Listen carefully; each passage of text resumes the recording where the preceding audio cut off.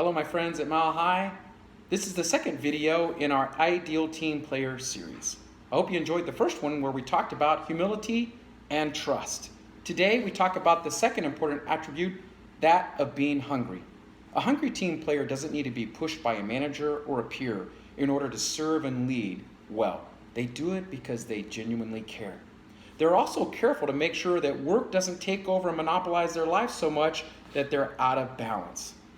And more importantly, they make sure that their identity is not wrapped up in their work life.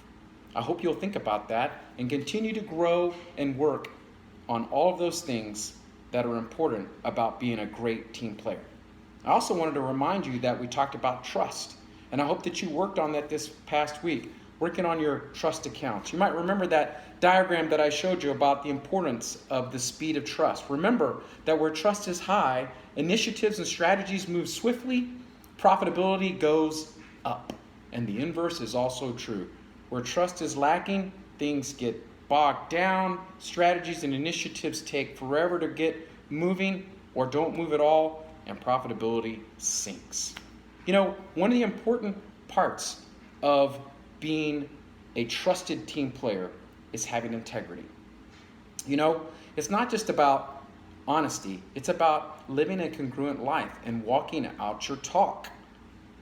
I think about a fun game that I know several of you play, I know Britt plays, I play, and it's a great illustration of integrity, and that's the game of golf.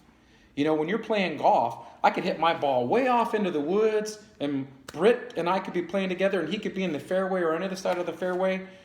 And when we get to the green and I putt out and he asks me my score, he trusts that I didn't move my ball or kick it over there somewhere or take 2 extra strokes that I didn't report. You see, golf is a game of integrity. I give him the real score or I call penalties on myself.